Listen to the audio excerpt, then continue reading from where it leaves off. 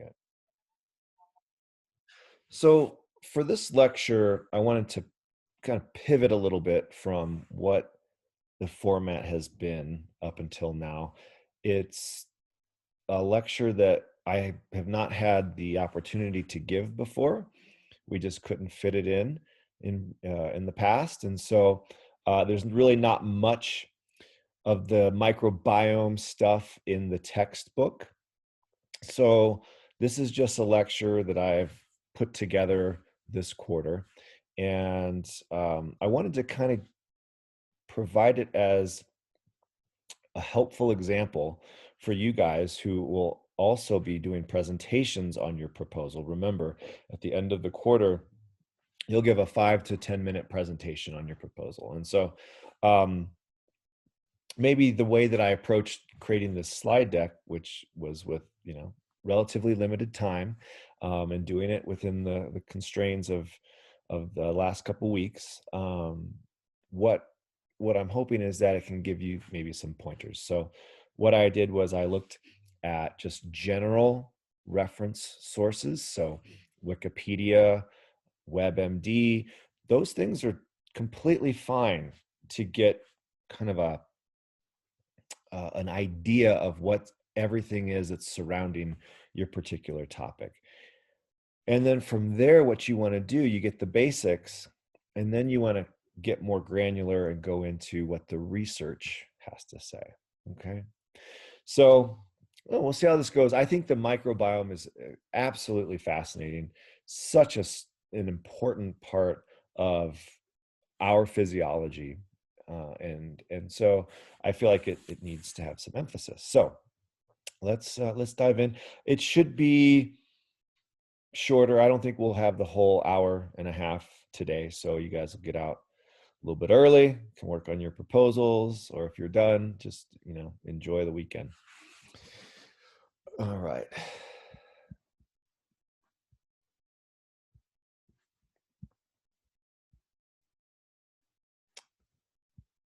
Here we go. Pen. So what you guys are looking at here is an image that has been stained with fluorescent dyes and or fluorescent antibodies in order to illuminate certain features of the gut. And specifically, what we have is, let's get a different color here. In blue, this is probably a DAPI stain, which DAPI stains the nucleus. It's a dye that intercalates into the DNA. And that is nuclei from the epithelial cells of your gut. And then this green, like, middle layer is going to be your mucosal lining on the inside of your gut. And then on the other side is a smorgasbord of different bacteria, and they're staining them with different antibodies that's, they're to specific proteins that certain bacterial species produce. And so this is the interplay that goes on between your gut lining and the microbes that exist there. And troubles arise when the bacteria start migrating through that mucosal layer and enter into beyond the gut, which is going to be now considered kind of a leaky gut syndrome, leads to inflammation, all kinds of physiological malfunctioning. But as long as they stay where they're supposed to be, they're absolutely vital for breaking down food that we can't and creating metabolites or byproducts that our body uses. Okay.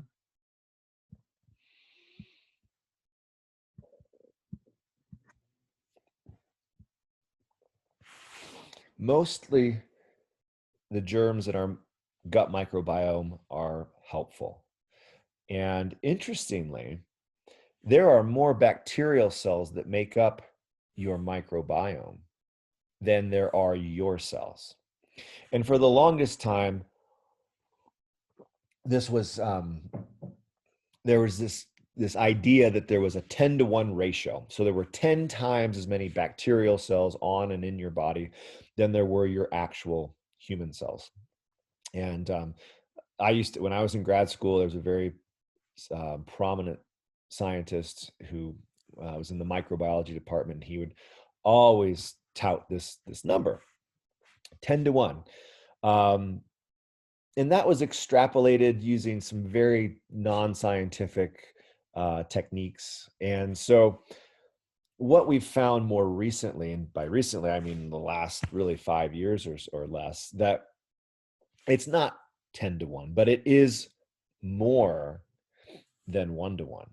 And in fact, scientists have created this reference man, this person who's in their 20s and about 154 pounds, 5'7". A person of that size is going to have about 39 trillion bacterial cells and is going to be made up of 30 trillion cells. And so really what this ratio ends up being is more like a 3-to-1. Still impressive, right? Still shows that our bodies are more bacteria on a cellular basis, not biomass, more bacteria than we are human.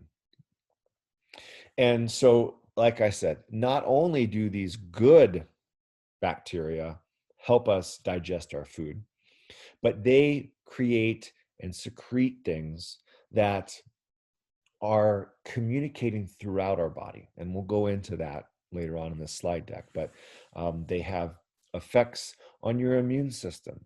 They have effects on your brain chemistry and have been linked to things like weight gain or weight loss, depression, post-traumatic stress disorder, neurological degeneration, right? Lots of different things that are now being discovered linking these essential bacteria. I don't even like to call them good. I like to call them essential. These essential bacteria to the way we work.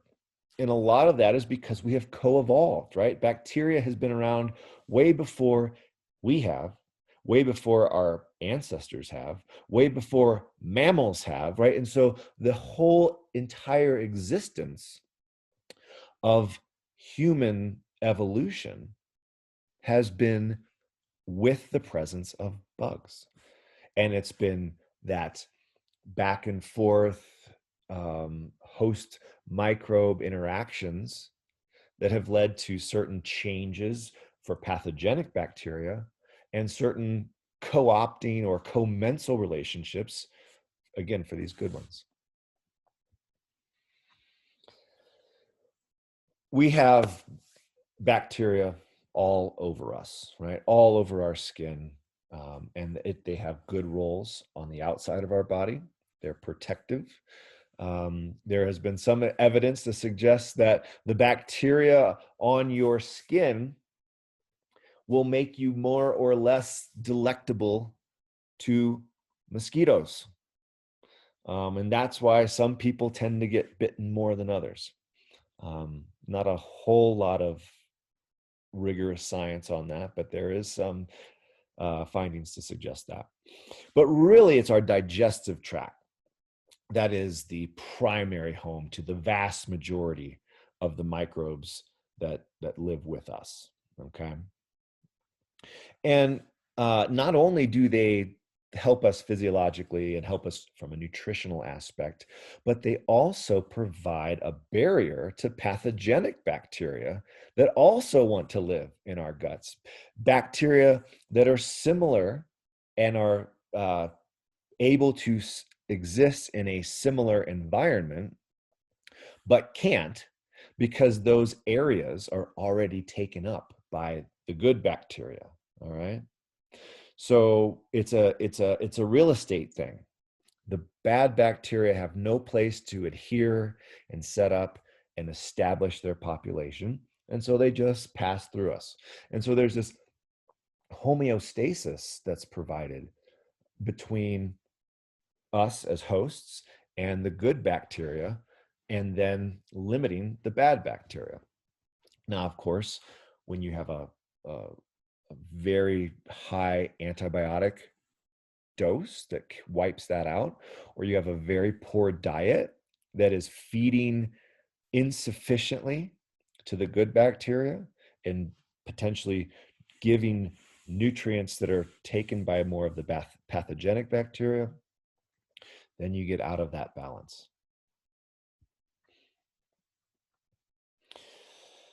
And this again is what I just said. So when we have the good bacteria in the gut, we no longer have space for the bad bacteria. And so they pass through. They don't have their niche. And it's very hard to kick out bacteria that have colonized. And we'll get into that later when we talk about probiotics and that kind of thing, right? And whether or not that's useful. For instance, a lot of bacteria comes into our GI tract by food or by drink. And so the ones that are super pathogenic, that have a lot of exotoxins and things, that particularly in water, or E. coli in produce, those can, get by, and they can put up a fight and you can get sick. But there's plenty of other not beneficial bacteria that just can't kick out these good guys, and are quite frankly happy to be in the food that they've traveled on, their stowaways on these food sources. They've got all the nutrients they need in that food that's passing through you. They don't need to necessarily take up residence in your body. Okay. And so overall, if you're eating right, if you're maintaining your levels of stress, and reducing them, you should have this equilibrium that occurs in your digestive tract, where you're getting the nutrients that you need that they break down, you're getting the beneficial metabolites that they make as a process of their own metabolism, and they're getting enough nutrients from your gut that they don't have to start migrating into your body to cause things like chronic inflammation and food allergies. Unhealthy balance. Well, now, once that equilibrium is disrupted, then you can get colonization of bad bacteria. When that happens, you have a higher likelihood of getting certain diseases that are in line with irritable bowel syndrome. So Crohn's disease, ulcerative colitis. These are things that can be, to a certain extent, treated and corrected by using different microbiome approaches. And so one of them, and one of your colleagues is using this as a research proposal, is looking at fecal transplants. So if they need good bacteria, what's a good way to get it? Well, all of your bacteria shed into the stool, right? Your bacterial cells divide, and then after they've divided, they die off. And then the new cells stay there, right? But you constantly have dead cells coming in, and then sloughing off, you have cells that haven't died, but they just get, kind of scraped through with the food. So the idea is that in this stool, there's not just dead bacterial cells, but there are live bacterial cells that are beneficial. And so we put that in a little capsule, and we have a person swallow it, and now they get colonized with the good bacteria. And one limitation of probiotics is that it's just really hard to know what's the right formula, right? How many, what's the ratio?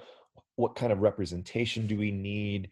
And so probiotics is really kind of a black box. When you put that on a label of some food product or beverage product, it, you know, it's not very specific.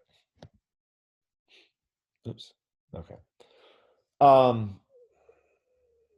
Here's an interesting paper that just came out recently, talking about the gut microbiome in the first year of life in uh, infants that are raised on a farm, and how being exposed to the dirt and the dander and, you know, just of being around animals and, you know, and their poop, all of that stuff helps shore up their immune system and makes them less likely to form asthma. And this goes into this idea, this hygiene hypothesis, which I want to elaborate more on Monday, because I think it's a really interesting idea.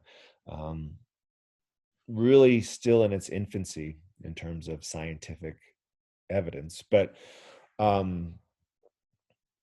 nonetheless, what we see is that when the young are exposed to certain degrees of bacteria in the dirt, bacteria from all the farm animals, bacteria from, you know, all of the dung that the animals, you know, spread around, all of that has beneficial bacteria that make their way into the baby's gut.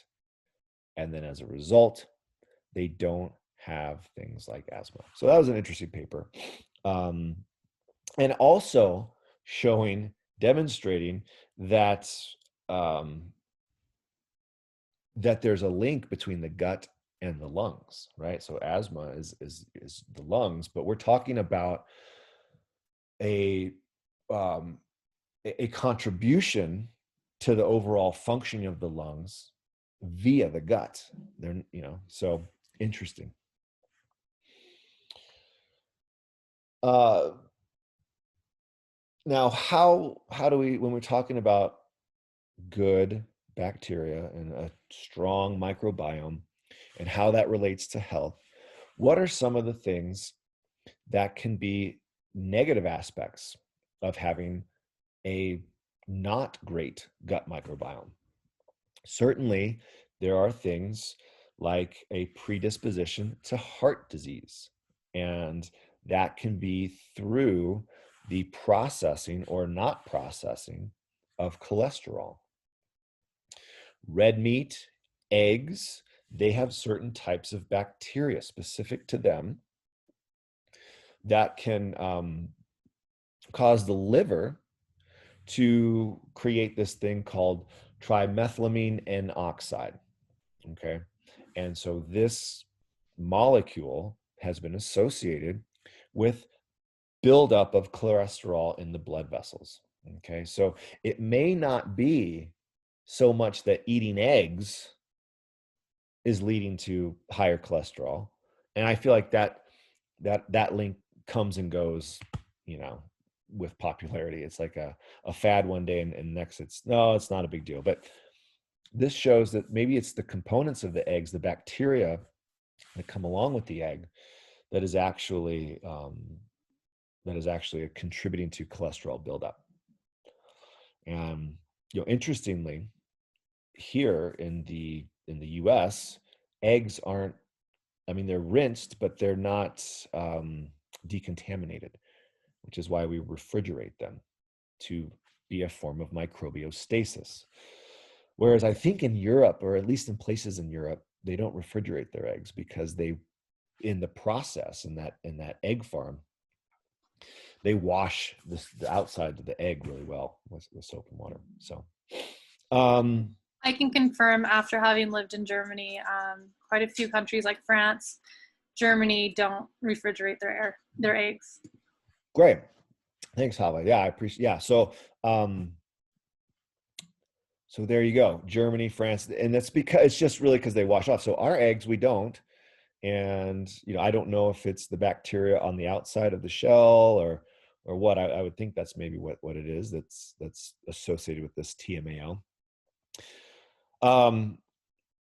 Now, interestingly, there are some studies that are out there suggesting that a substance found in olives and grapeseed oil might inhibit certain bacteria from making this TMAO. And so now we're talking about a shift to things that are in the Mediterranean diet, right? Lots of olive oil and things like that. So all these things are really, again, not well established because we're still in the beginnings of discovering these connections. But when you boil it all down, we start seeing that certain diets do tend to have a more favorable effect on not only your physiology, but your gut microbiome, which in turn may be also what's impacting your physiology. So it's all interconnected. I have a question about eggs. Yeah. I've had known people that have had chickens themselves and they don't refrigerate their eggs. Is that like dangerous in any way? Because I mean, I've thought about getting chickens myself, but if I'm gonna, I don't know, I don't want to get like a bad bacteria from. Yeah. Well, I think that it's usually people who have their own chickens eat their eggs pretty freshly, right? So if you were gonna store them for a little while, then yes. And also it's a good idea to wash eggs anyway, because we have a neighbor who has chickens and sometimes we get eggs and they have chicken poop on them and stuff like that. So I would, just to prevent foodborne illness, I would recommend washing eggs. Yeah. David says we had chickens and Myers, did not refrigerate, used them within 2 days of harvest. Yeah. So Okay. if you're eating them relatively quickly, then it should be fine. Might be a good idea to wash off the outside of them though. So TMAO is also associated with chronic kidney disease. Okay. They don't process normal levels of TMAO. And so they have a surplus. They don't break it down. And as a result, the surplus in the kidneys then can trigger heart disease by leading to cholesterol buildup. All right. So, you could have kidney disease for a number of different causes, but renal failure, or at least, the onslaught of that can lead to other comorbidities. And those morbidities can be linked to the bacteria that we are consuming when we eat certain diets.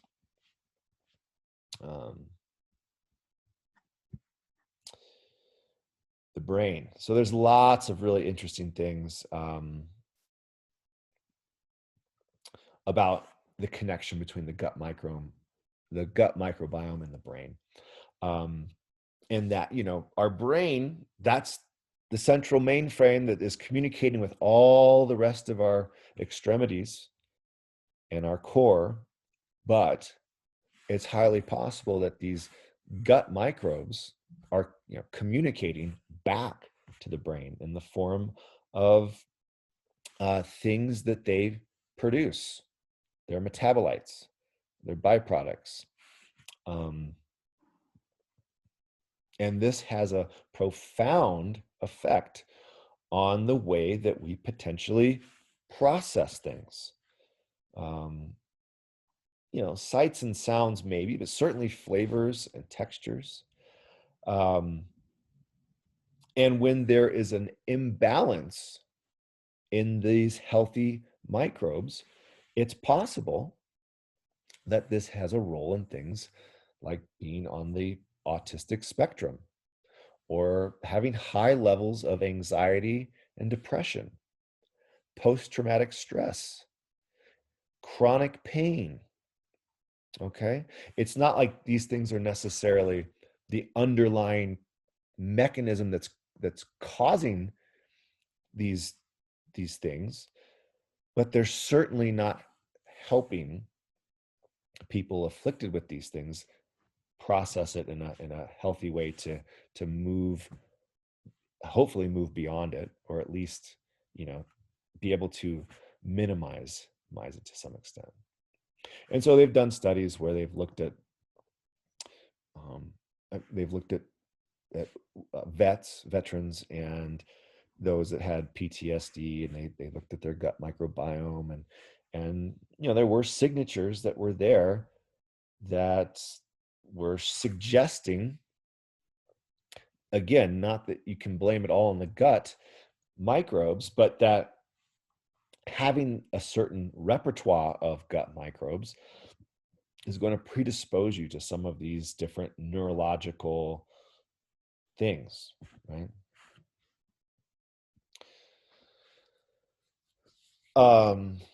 Here's an interesting paper came out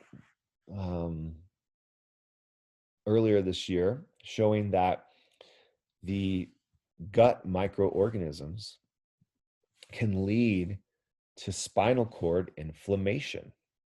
Okay, and so that having the detrimental bugs in your gut can be pathogenic and lead to autoimmune diseases such as multiple sclerosis. And we have another student who is working on their project. I don't want to give it away.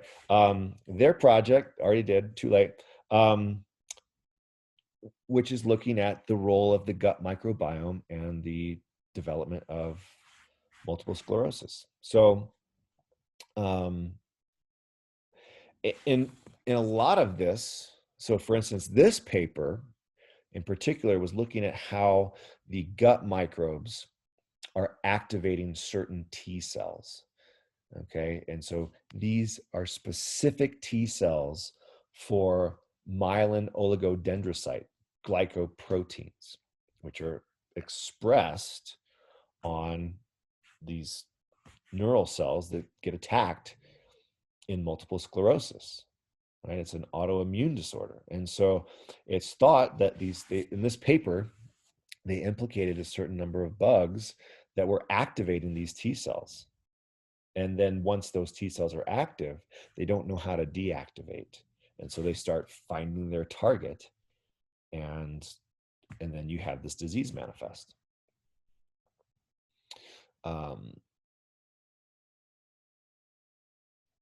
This is looking at the role of gut dysbiosis. That's just another way of saying it's not an equilibrium, right? You've got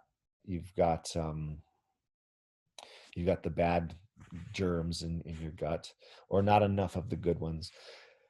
Linking it to the formation of amyloid pathology. So we talked a little bit about Alzheimer's, I think, and it's a buildup of amyloid beta plaques, protein aggregates, and tau tangles.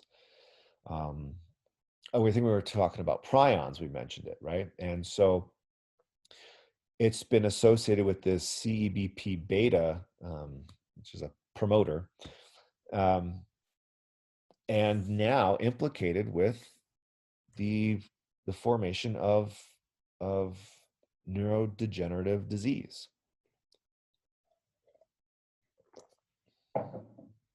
So, so again, these are just a few. I mean, just a few papers that I've just pulled recently to highlight these different aspects of the gut microbiome. There's been a link between your gut bacteria and weight. So if you have this lack of equilibrium in the gut microbiome, you get signals going to the brain that are telling you you're hungry when you maybe aren't really actually physiologically hungry. You're psychologically hungry. And there are these hormones. Ghrelin is a hormone that is like the full hormone, right? And so there might be also a role with gut microbes in the communication, the endocrine signaling in the body that tells us that we're hungry or we're not, and therefore leads to eating the right amount or overeating. Okay. So it impacts our appetite. There's also suggestion, there's been studies to show that not only does it affect our appetite, but it affects our digestion and our ability to break down certain fatty acids before they can get stored. Okay, so it's on both ends. And when I was a grad student in the microbiology department, we had this this lab, and one of my fellow grad students was doing this project where she was taking notobiotic mice. So they're mice that have been raised in germ-free cages. So they're essentially sterile mice. And then they gave the mice fecal transplants from obese mice. And then they gave other notobiotic mice fecal transplants from non-obese mice.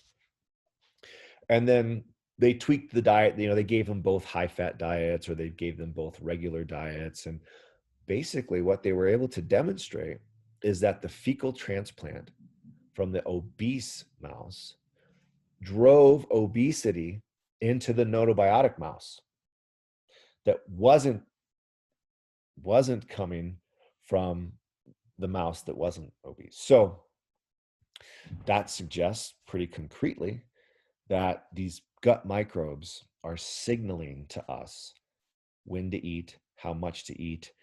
They can regulate our metabolism, they can regulate our digestion.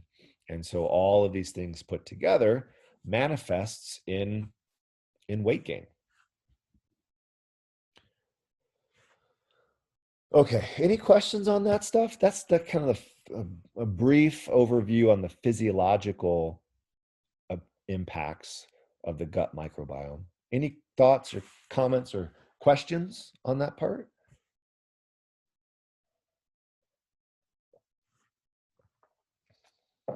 Okay. Now I want to kind of move into this other realm. Can we change our gut microbiota? And that's all the rage right now. Okay, that's where all the probiotic stuff, prebiotic stuff is coming from. And so initially, when the baby is in utero, they're for the most part sterile. I mean, pretty much sterile. If they're not, if some virus has been able to cross the placental, then that's not good. But right, they shouldn't have much in their gut. And so it really isn't until they start going through the birthing canal that they start getting seeded with certain microbes. Now, if it's a C-section baby, that's not going to be exposed to the same bacteria right off the bat. And there's a lot of stuff up in the air of whether or not that's important. But nonetheless, after they're born, they are subjected to all kinds of bacterial exposure from their family, from just putting everything in their mouths, right? And so, yes, you can change the gut, but it really depends on your environment that you're in, the age that you are, what you eat, and where your environment is that you're in. So the geography, okay?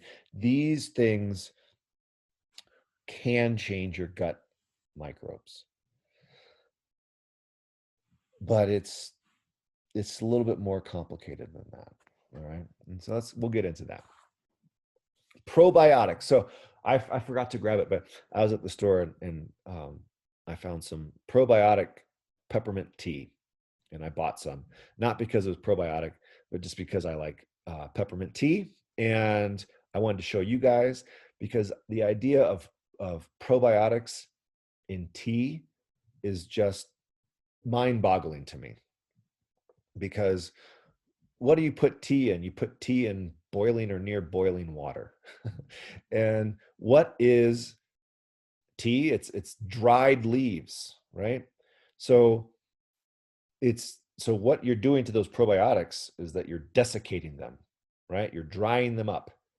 And what have we talked about? Desiccation is not it's a very low level form of germicide or microbicide, but it's still, when you desiccate things, you dry them out, you oftentimes kill them. So we're taking these probiotics that are actually bugs that like to live in a sufficiently hydrated environment in your gut. We're drying them up, we're putting them in a little bag, and then we're pouring boiling water on top of it, and then we're drinking it. And they expect us to believe that those bacteria are going to survive all of that. And then, even if they did survive all that, that they're somehow going to, wiggle their way into our microvilli and find a home. Nah, I don't buy it. Well, I bought it. Technically, I bought it, but not, again, just for more like a demonstration. Here, I forgot it. I left it in the pantry. So, but anyway, what is a probiotic? A probiotic is a good bacteria, right? And so probiotics are in all kinds of different foods, and we'll talk about those foods, because microbes are everywhere, right? And certain probiotics are often in fermented foods because they can withstand the conditions of those fermented products, which happen to be kind of similar to the conditions in our digestive tract. And so it's just going from one home to the next, right? And it's not a big leap for those environmental conditions. So it's tough, though. We really don't have a good understanding of all the probiotics, right? Which ones are the most important? How much of them? What's the ratio that's supposed to be important? And so probiotics are not well defined. They're not regulated by the FDA. So, one tea company selling something that has probiotics on it, those could be vastly different from the probiotic repertoire or, representation that's on a bottle of kombucha or sauerkraut, So it's really kind of in the realm of almost like, not pseudoscience, but just lack of science. Where can probiotics be helpful? Certain immune disorders like Crohn's and IBS, things like that, they have shown a benefit. If you are battling C. diff, then that can be helpful in kicking out that bad stuff, okay? If you have allergies, it may be helpful. If you have lactose intolerance, getting lactobacilli that can break down that lactose has shown some benefit, okay? But again, the benefits range from individual to individual, okay? And so all of this research is very, very just scraping the surface of what these roles are. Not a high sample size, okay? And so we need a lot more research to really dig into this and see just how efficacious probiotic use is. Probiotics can be found in things like yogurt and cheese. The things you really are going to be looking for on these dairy products are going to be things like bifidobacteria and lactobacilli. You can also find them in, like I said, fermented products such as, well, yogurt's fermented too, but fermented vegetables like kimchi, sauerkraut, pickles, and unless it's been pasteurized, it should be good, meaning it should have probiotics in there. Now, the question is, do these probiotics really do anything? If you have a bunch of probiotics that are in yogurt, why are they in that yogurt? Answer me that. Because Why they are have they? the nutrients to survive there. Yes, because they want to be, right? They want to be in that yogurt. And so once that yogurt passes through your digestive system, who's to say that they want to leave that yogurt, right? They're perfectly content in the yogurt. It's not like they're like, get me out of this yogurt. Oh, thank God there's a gut here that I can go jump into. It doesn't work that way, right? And so most of these probiotics, same thing with kimchi and sauerkraut and all that, they are perfectly fine living off the nutrients that are in the food that you are consuming. And it doesn't take very long for food to be processed. So like, a day or two, like they're fine. So here's a couple papers if you want to go check them out, or not papers, but like, general pop articles. So, talking about whether or not probiotics work. And really, spoiler alert, they say that it's not really worth it. It's a lot of wishful thinking, basically. But these are two interesting articles that I read and I liked. And speaking of which, we have 2 articles for Journal Club on Monday. Not sciencey papers. They're just looking at the gut microbiome in elite athletes as one of them. And then the other paper is looking at the benefits of fiber. Okay. And so here was a paper that also, this came out of the same lab. So this guy here,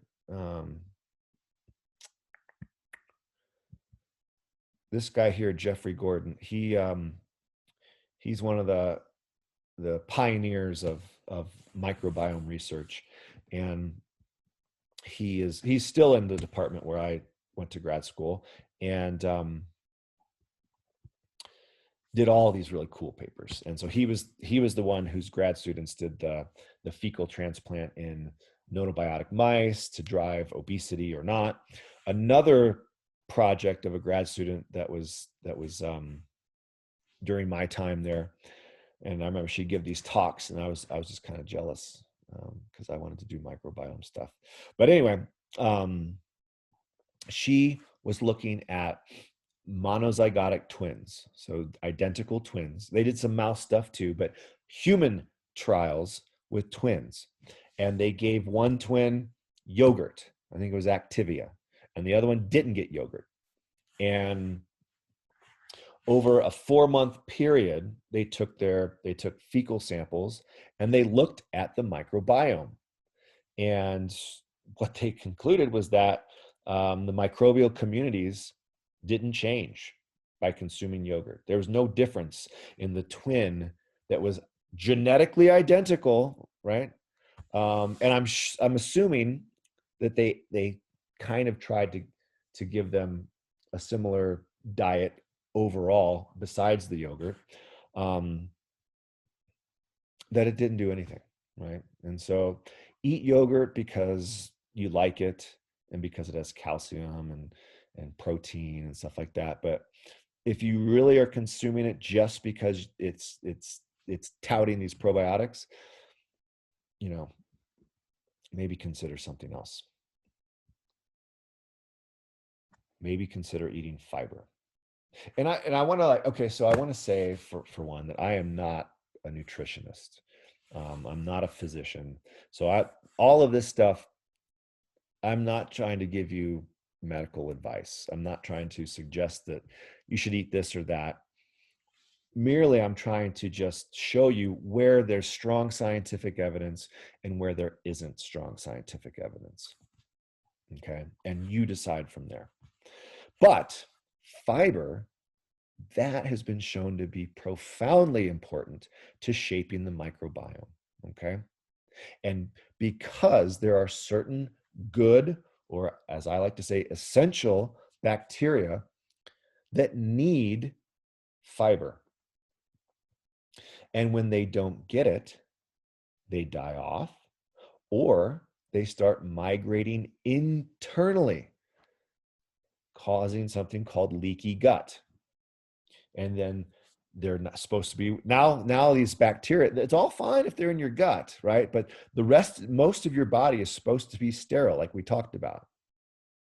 And once they permeate through that epithelium, now they're considered bad. And your immune cells are going to come and try and take them out. And if it's a constant battle, now you got chronic inflammation, okay? And so it's good to have fiber merely to feed the good microbes that then give you these byproducts that help regulate your physiology. Also, if you have leaky gut and you have food particles that are now also getting into the inside of your body, now the immune cells are going to recognize that as foreign. And now, next time you eat peanuts or whatever, you might have a food allergy. Or you could, if you're predisposed to food allergies, it might make them worse. Okay. And so here's another paper, and it's kind of got this snarky title that what your microbiome really needs is fiber, not kombucha. Okay. So there you go. And I love kombucha, as you guys know by now. I make it, I drink it, but I don't drink it because of the probiotics. I just drink it because I like it. And I mean, it's not going to hurt, right? Probiotics, there's nothing particularly detrimental about consuming probiotics, but I think that from the most part, it's just if that's the reason you're doing it, it's a waste. Here's a paper looking at the mechanism. So why is fiber good? What is it doing? And showing how fiber can protect against diet-induced obesity. And it shows that in this mechanism here, it restores IL-2 mediated colonic health. So what does that mean? IL-2 is a cytokine. We talked about IL-1 and IL-2 in the T cell signaling, but IL-22 is one that's involved in maintaining the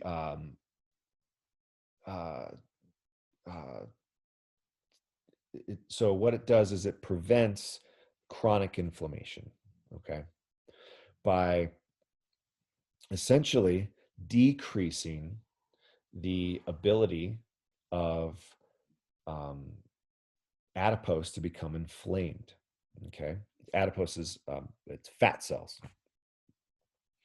And then leading to certain things like metabolic syndrome. I don't know if you guys have heard of metabolic syndrome, but it's a very widespread non-infectious disease.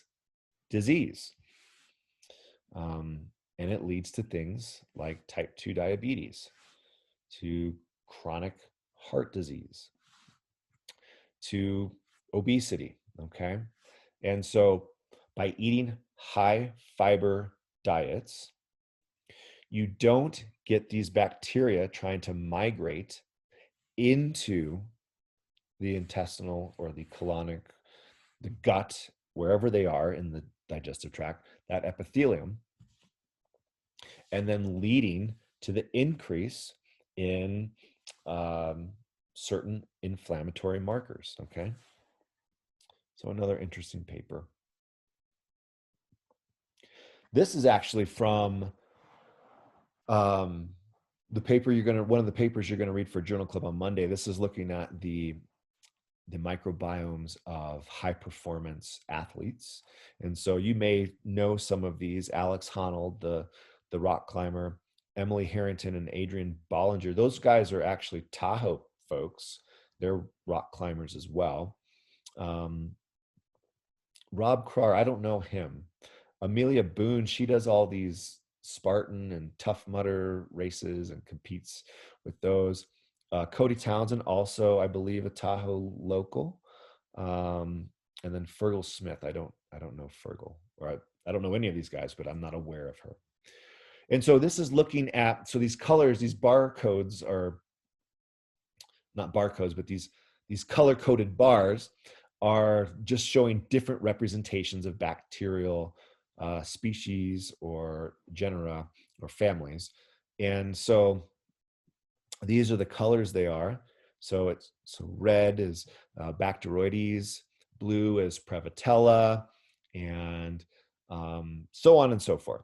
And what we can do is we can look at some of these people. So like Alex Honnold, he has a lot of blue here, right?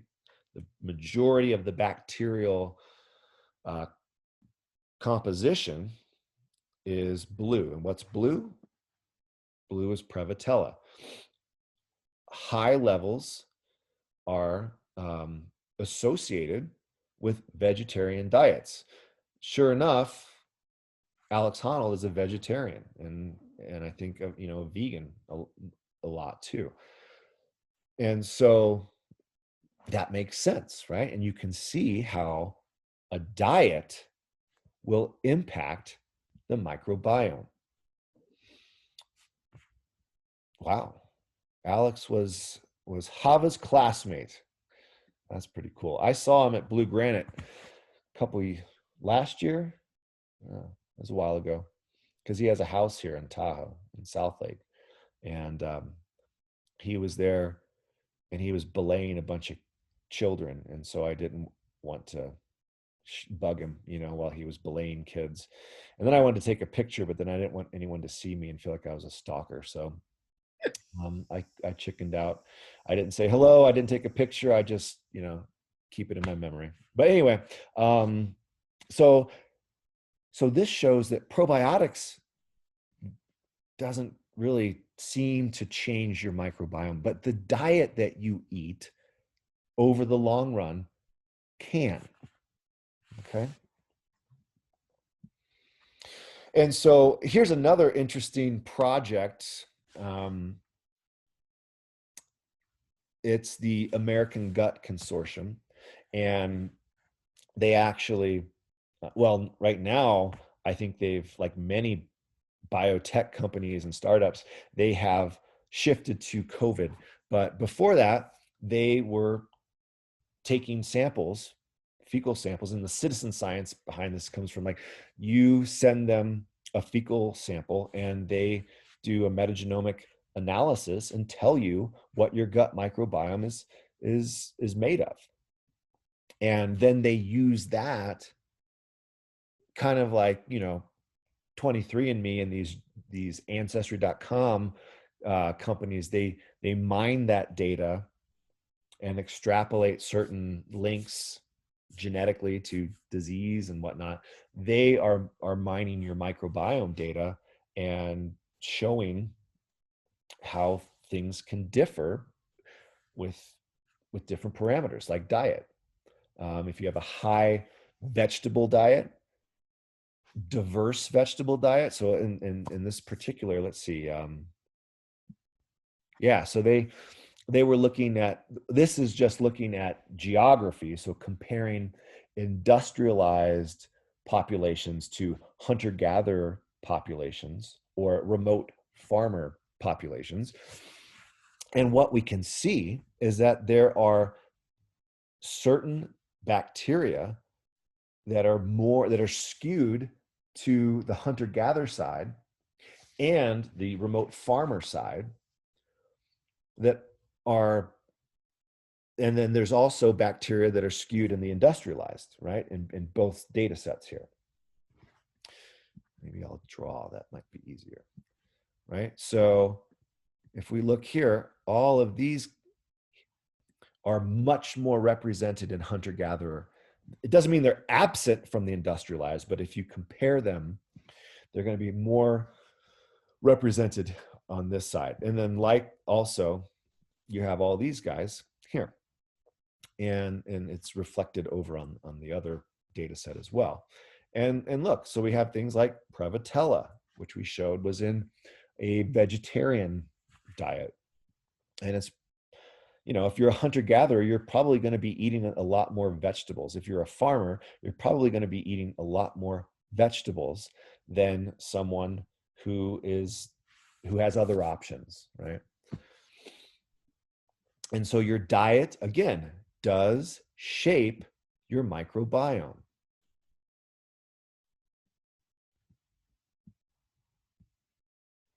This is looking at this. So this is taking different diets: omnivore, vegetarian, omnivore with no red meat, vegetarian that eats seafood, so like what is that, pescatarian, and then vegan. And then these are looking at, this is a PCA analysis to show if there are groupings, right? Do they kind of like stand out? And so these are each dot is going to be an individual. And what we're seeing is, yes, so if we look at the purple, that's vegan diet. And that does all seem to cluster kind of in this area right here. And then if we look at orange, which is pescatarian, right? There's a cluster right here. And then there's outliers, of course. But what this is showing is that individuals with similar diets have similar microbiomes. Okay, so you are what you eat, quite literally, right? Because we just said at the beginning of this talk that you're more microbial cells than you are your cells. So what you eat dictates what microbes inhabit your body.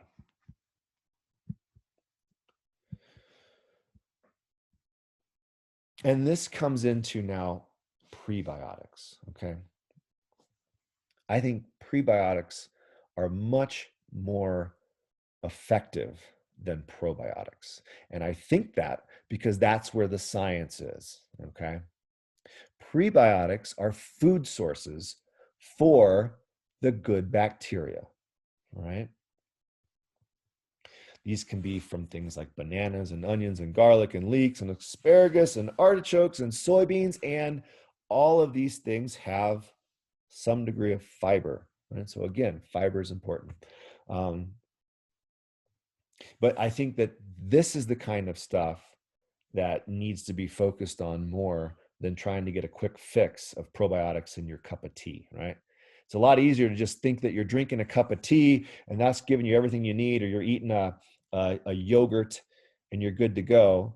That's a lot easier than formulating and affording even a well-balanced, nutritious diet of non-processed foods, whole foods, right? And unfortunately, a lot of this is socioeconomic, right?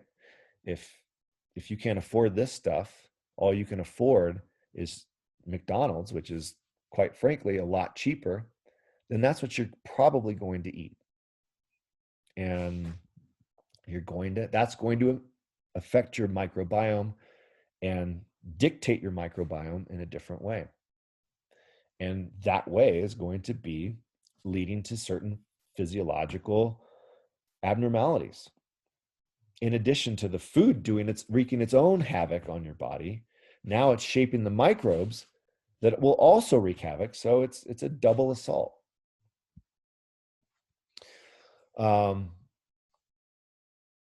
Here is an interesting paper showing that showing the difference between a Mediterranean diet and a fast food diet. Okay, and what they did was they took these two groups, these randomized groups, and they fed one a fast food diet for 4 days, and then they shifted it. I think then they had like what they called a cleansing period, and then they shifted them that cohort to a Mediterranean diet. And then they did a reverse with the other cohort. They did a Mediterranean diet and then shifted to a fast food. And they showed that there was a difference in the gut microbiome composition, so the bacterial representatives, as well as certain metabolites. For one, being tryptophan. Now we all know tryptophan, right? That's coming up this month, where we have our turkey and then we get sleepy because of the tryptophan. Well, really, tryptophan, that's actually kind of been debunked. Most likely you get tired because you just ate a bunch of food and all the blood rushes to your stomach to digest all this food, and so you're sleepy. Tryptophan is much more scientifically associated with being turned into other things that are important for us, like serotonin. That's what makes us happy. Melatonin, that's what helps us sleep. Tyrosine is also an important metabolite from bacteria that is used to make epinephrine, your fight or flight responses, or dopamine, your like motivation to do things. Okay. And all of these things come from bacteria that it's a metabolite. It's just a byproduct of their metabolic pathway. And so interestingly, up here, so this is a heat map. If you guys are not familiar with heat maps, what a heat map is it has red is high, meaning those are highly expressed. Blue is low, meaning those are underrepresented. And then this white region is going to be just like kind of normal, baseline, all right? And then they have FF, that's fast food diet, MED, Mediterranean. And so the Mediterranean diet has this profile here. And we split that off like that, okay? And then everything to the right is the fast food diet. And so what's upregulated in the fast food diet? Well, tryptophan. So that's a good positive thing, right? Because like I said, tryptophan is important. It's not low though. I mean, it's compared to the Mediterranean diet, there are some that are higher here, right? But only one individual had a low representation of tryptophan. The rest were moderate to slightly increased. Now, what's the opposite is things like this indole 3 lactic acid. This is important because it produces indole 3 propionic acid, which is a wonderful antioxidant to bind to free radicals in your body. And so you can see the fast food diet is all low on indole 3 lactic acid, or ILA. But the Mediterranean diet, or for the most part, one is very much upregulated. And interestingly, so this individual here, he or she is upregulated in a lot of different things, a lot of these different biomarkers. So that's good. So there's variation, right? But for the most part, they're going to be having this higher levels of ILA. So, even though it's not reflected here per se, chances are they'll have more antioxidant byproducts. All right. Did that make sense? Did I just draw over a bunch of stuff and or did that make sense? Hopefully that made sense. But again, this is evidence that diet shapes the microbiome, and by shaping the microbiome, you shape what metabolic products they make that are beneficial to you. And if you don't have those bacteria, you don't get those beneficial metabolites. Here's another interesting paper on just using the waste product of blueberries and persimmons. So like if you're removing their skins to make, I don't know, blueberry flavoring or blueberry filling or whatnot, that the stuff in those skins, so persimmons and blueberries are great sources of antioxidants in general. But the waste product we could be using and put it in a capsule or whatever, and have people take it, and that will be beneficial to the gut microbiota. So again, it's a prebiotic. So maybe you get some, maybe you drive your microbiome composition by what you eat. Maybe you take supplements, right? If not for you, for them, because again, they're workhorses for us. Symbiotics, that is applying both practices. So you're using probiotics in combination with prebiotics to overall shore up your microbiota. And, you know, like if you just came off of some pretty strong antibiotics, by all means, take some probiotics. I'm not saying don't consume these things, like they have no benefit whatsoever. But, you know, pairing. So we're talking like symbiotics. It's like pairing things, right? I'm going to pair banana with yogurt, right? Because the banana is the prebiotic and the yogurt is the probiotic, right? I'm going to pair stir-fried asparagus with tempeh, right? Which is kind of like tofu, right? It's fermented soy. And so we're covering all our bases that way, essentially.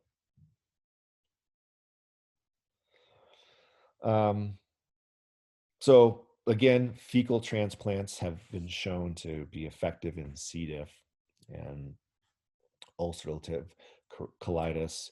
There's this new technique coming out called deep transcranial magnetic stimulation. So it's using electrical stimulation to the brain and showing, you know, like very, very preliminary data that is somehow communicating with the gut bacteria and actually showing to be a promising treatment for obesity. And so it doesn't look like this. What it actually looks like is this, but I didn't think that was as neat of a picture. That's kind of strange. But you have this device that, you know, it's loud from what I hear. It sounds kind of like an MRI. And somehow that's communicating with your gut. And I don't know how. I didn't go deep dive into this because I don't know, it seems a little bit out there, but I wanted to present it because, you know, these are some alternative ways that are being, you know, researched currently. This is looking at the blood metabolome. So how can we get an idea of what someone's biodiversity is in their microbiome of their gut without having to do a stool sample, right? Can we just take a blood test and see if we can look at these different metabolites present in the blood that indicate a certain diversity of bacteria, okay? And what is alpha diversity? That is just, it's an ecology term, actually. So like microbiome, we've adapted these terms from ecology. You know what a biome is, right? A biome is like a particular habitat. So a glade is going to be a biome. A woodland is a biome. And so the alpha diversity of a biome is going to be its species richness. How many different types of species are in a particular ecosystem? And the more species richness, the more biodiversity, the more healthy that ecosystem is, right? And so this paper has looked at just simply doing a blood analysis, and by looking at the different profile of metabolites, you get an idea of how rich that individual is with different bacterial species. What's this? This is also, again, trying to harness different ways to assess the microbiome. And so it's pairing it with longitudinal multi-omics. So you guys remember omics, right? We talked about that when we looked at the first paper for Journal Club. So we have genomics, proteomics, metabolomics. It's just looking at everything, like a genomic study is looking at all the genes in a certain system, right? And so this is combining the the the um, the RNA analysis to look at different species with other metabolites and proteins and gene expression to see essentially um, how they can figure out the diversity of a particular microbiome. Okay. Um, and how that differs from one person to the next rather than just grouping them all, because again, a stool sample is only as good as what's in that stool, right? And sometimes you don't get a good idea of representation because some bacteria might be continuing to divide as the stool is passing through, and so you get an inadequate representation. And so these are just alternative ways of doing that. And I think this is the last slide. Threw this in because this was a paper looking at all the different animal models for microbiome research, other than the typical ones. So like mice and rats are obviously the animal models, but these are looking at simple animal models. So we have the fruit fly, which is huge in genetics, right? So Drosophila.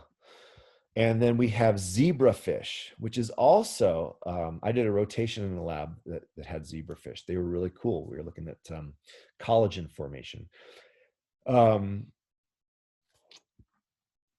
Honeybees, to a lesser extent, hydra to a much lesser extent, and squid to a really, these are not very commonly used, but they are interesting nonetheless because all of these creatures have microbiomes, right? And some are going to be similar to ours, some are not going to be similar to ours, but it's good to get a more total investigation. These are all invertebrates, right? What does their microbiome look like?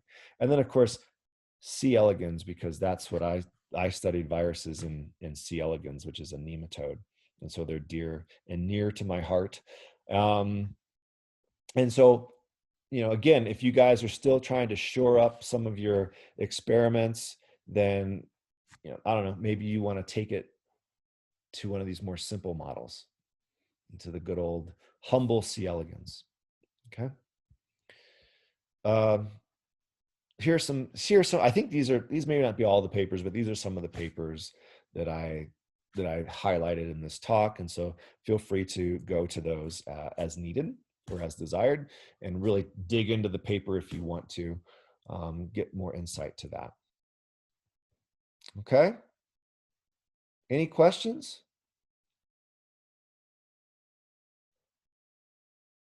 Comments? Microbiome, it's important. Okay. Be good to your microbiome. And in being good to your microbiome, you're good to yourself. Okay. Okay.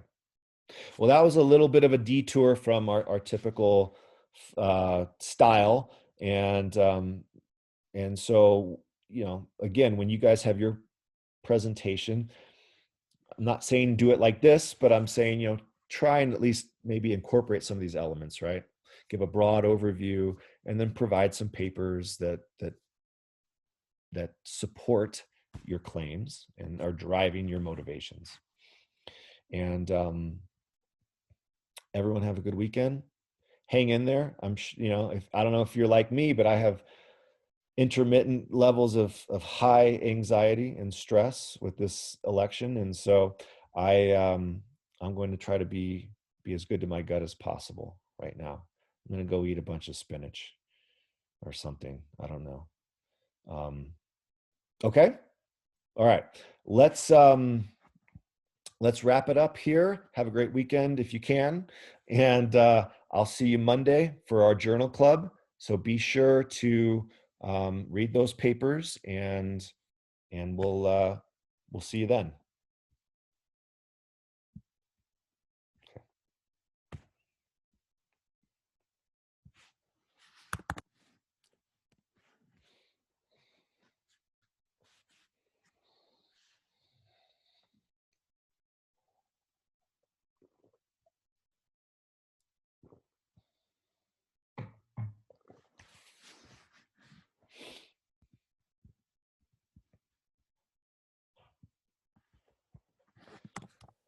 Professor? Yes. Yes, for the lab, the result is not come out yet, so I still submit Yeah.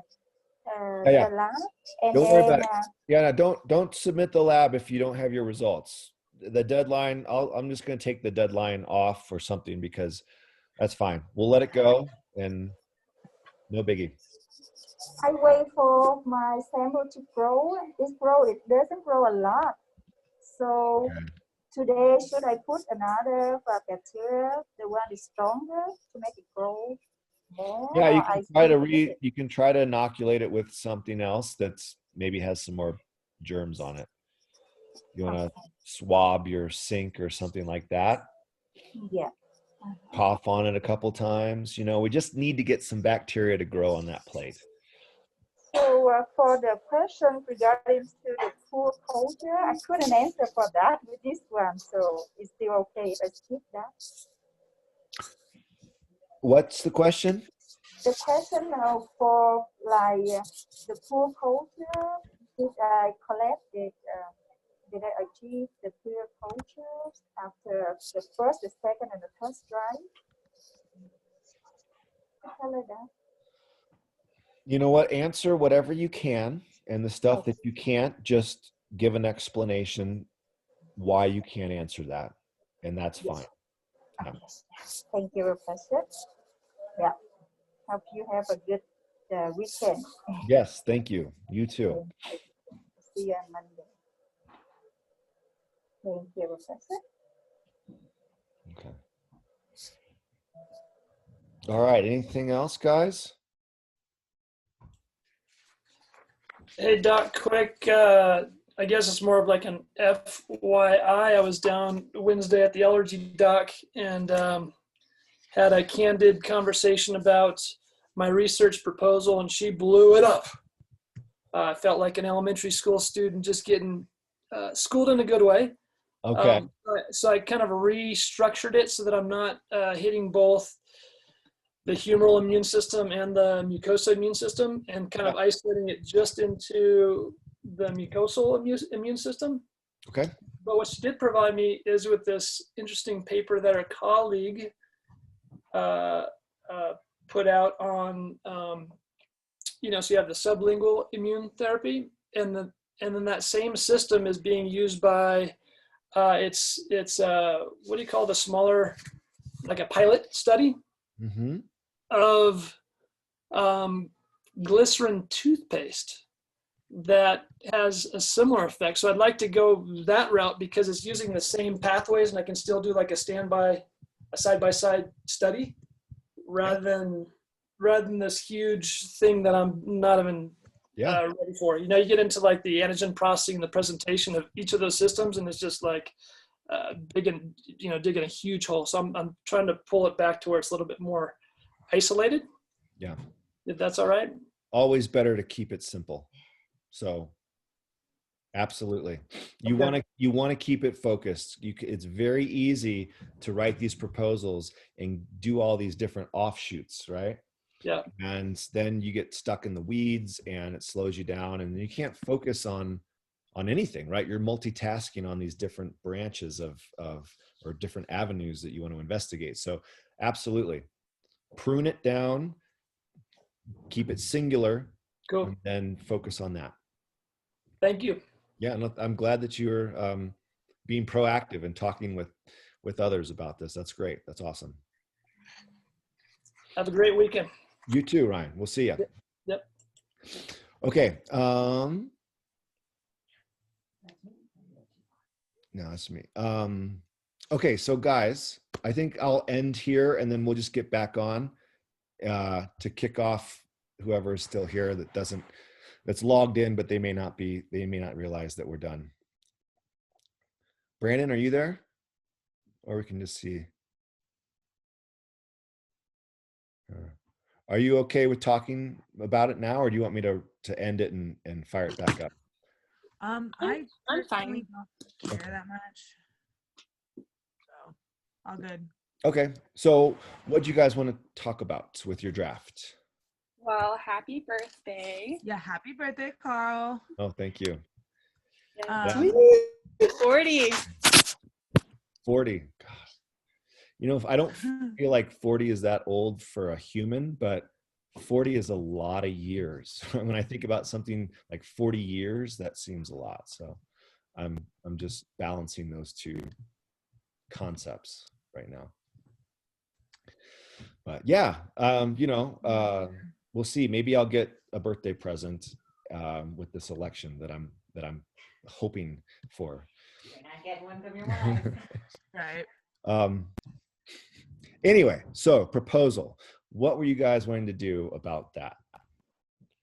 I actually just shared it with you. Okay. I don't know if you want to do that, but we are kind of hoping you could read through it and be like, work on this area, do this. Like, I don't know, like, doesn't have to be super in depth, but you kind of just like want to hear what you have to think, because I would really like full points.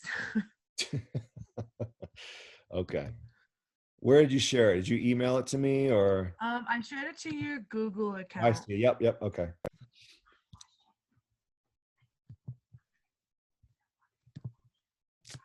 I don't know. Okay. Also, do we yeah. have 2 journal clubs this week, or we just get to pick one of the journals to do? Read both of them. They're both pretty short papers. Yeah. Where else Yeah. to go? So Okay.